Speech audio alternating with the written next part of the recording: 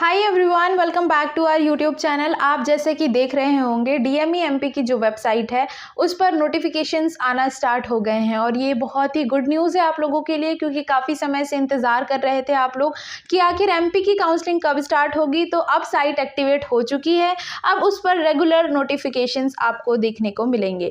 तो सबसे पहले आप देखिएगा कि दो नोटिस आए हैं। एक है रूल बुक आई है कि मध्य प्रदेश के जो सारे नियम क्या क्या हैं वो नियम आए हुए हैं, और दूसरा आया है डिसेबिलिटी के लिए। तो डिसेबिलिटी के लिए एक अलग से वीडियो मेरा आएगा, आप उस वीडियो को देखिएगा। अगर आपको डिसेबिलिटी सर्टिफिकेट कैसे बनवाना है वो सब कुछ मैंने उसमें डिटेल में डिस्कस किया है। अब देखिए मेजर चेंजेस क्या क्या आए हैं, हम उस पर डिस्कशन करते हैं।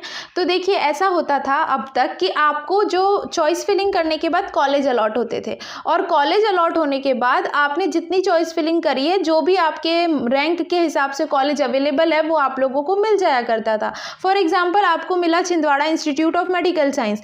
आपको क्या करना होता था, फर्स्ट राउंड में एक डेट दी जाती थी, उस डेट पर उस कॉलेज में पहुंचकर आपको एडमिशन लेना होता था। उसके बाद ही आप सेकेंड राउंड के लिए अपग्रेड करते थे। विदाउट एडमिशन आप सेकेंड राउंड में नहीं जा सकते, और अगर आपने एडमिशन नहीं लिया, आप उस कॉलेज में रिपोर्ट नहीं कर रहे हैं, तो आप काउंसलिंग से बाहर कर दिए जाएंगे।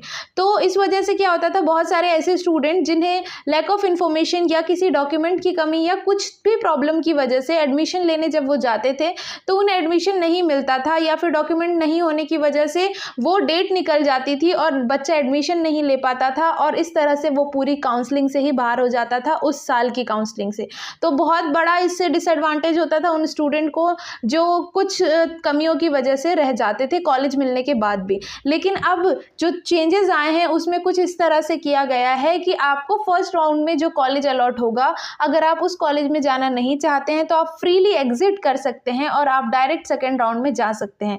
पहले की तरह नहीं कि अगर फर्स्ट राउंड के कॉलेज में नहीं गए तो सेकेंड राउंड में कॉलेज नहीं मिलेगा, ऐसा नहीं है। तो सबसे बड़ा मेजर चेंज ये देखने को मिला है। और दूसरा ये देखने को मिला है कि फर्स्ट राउंड में रजिस्ट्रेशन के बाद आप सेकेंड राउंड में फ्रेश रजिस्ट्रेशन पहले नहीं कर सकते थे, आप डायरेक्ट मॉपअप राउंड में रजिस्ट्रेशन कर सकते थे।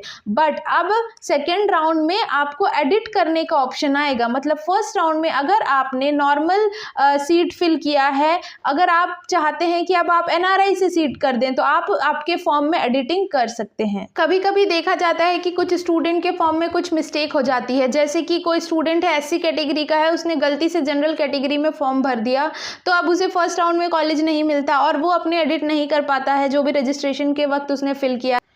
तो इससे उन स्टूडेंट को फ़ायदा मिलेगा जो फर्स्ट राउंड से सेकेंड राउंड के बीच अगर कुछ चेंजेस करना चाहते हैं, अपने रजिस्ट्रेशन को एडिट करना चाहते हैं, तो सेकेंड राउंड में अब वो रजिस्ट्रेशन एडिट कर पाएंगे। इससे कट ऑफ पर क्या फ़र्क पड़ेगा, जो स्टूडेंट छूट जाया करते थे, जो एलिजिबल स्टूडेंट होते थे, कुछ मिस्टेक्स की वजह से रह जाते थे, तो उन स्टूडेंट को एक और मौका मिलेगा कि वो अपनी गलतियों का सुधार कर सके। तो यही दो मेजर चेंजेस हमें इस मेडिकल एजुकेशन रूल का जो ये पीडीएफ आया है इसमें देखने को मिली, और यही वीडियो मैं आप लोगों को बताना चाहती थी। इसी चेंजेस के बारे में इस वीडियो में बताना चाहती थी जो मैंने आप लोगों को बता दिया। अगर आपने यहाँ तक मेरा वीडियो देखा होगा तो प्लीज़ मेरे इस चैनल को ज़रूर सब्सक्राइब करिएगा, क्योंकि आप लोगों की वजह से ही मुझे मोटिवेशन मिलता है वीडियोस बनाने के लिए। और सॉरी, बहुत सारे स्टूडेंट मुझे मैसेज करते हैं, मैं सभी को रिप्लाई नहीं कर पाती हूँ। मैं कोशिश करती हूँ कि मैक्सिमम से मैक्सिमम स्टूडेंट को रिप्लाई करूँ, बट डेली इतने सारे स्टूडेंट को मैसेज के रिप्लाई करना पॉसिबल नहीं हो पाता है। फिर भी मैं अपना मैक्सिमम कोशिश करती हूँ। बट इन केस कोई स्टूडेंट चाहता है कि वो मुझसे पर्सनल मेंटरशिप लें, तो मैं कुछ स्टूडेंट को पर्सनल मेंटरशिप भी करती हूँ।